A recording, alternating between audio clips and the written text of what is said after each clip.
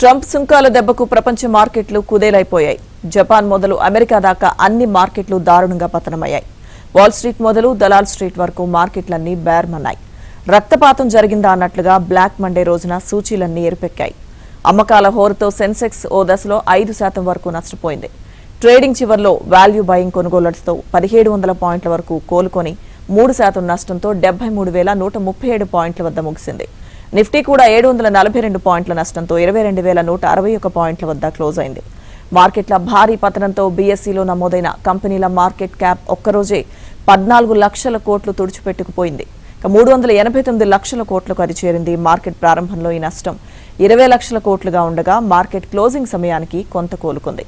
గడిచిన 10 నెలల్లో దేశీయ స్టాక్ మార్కెట్ సూచీలు ఒక్క రోజులో ఈ స్థాయిలో నష్టపోవడం ఇదే మొదటిసారి. ఇక ప్రపంచ మార్కెట్లు కూడా ఘోరమైన నష్టాలను చవిచూశాయి. హాంకాంగ్ మార్కెట్లు 13.6% నష్టపోయాయి. ఈ కోవలో వరుసగా తైవాన్ 9.6%, జపాన్ 9.5%, ఇటలీ 8.4%, సింగపూర్ 8% మేర పతనమయ్యాయి. స్వీడన్, చైనా, స్విట్జర్లాండ్ సూచీలకు కూడా 7% మేర నష్టం వాటిల్లింది.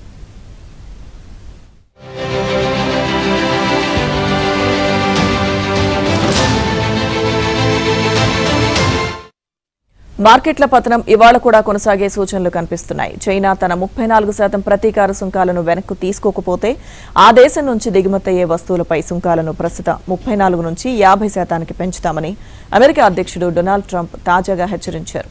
దీంతో ప్రపంచవ్యాప్తంగా స్టాక్ మార్కెట్ పతనానికి ఇప్పట్లో విరామం ఉంటుందనే సూచనలు కనిపించడం లేదు. గతేడాది అక్టోబర్లో అమెరికా అధ్యక్ష ఎన్నికల సమయంలో కమలా గెలిస్తే మార్కెట్లు ఎరుపెక్కుతాయి. 1926 నాటి మాంద్యం తిరిగి వస్తుందని ట్రంప్ హెచ్చరించిన విషయం తెలిసిందే. కమల గెలవకున్నా ట్రంప్ అధ్యక్ష పీఠాన్ని అధిరోహించిన సుంకాల విధింపుతో మార్కెట్లు ఎరుపెక్కాయి.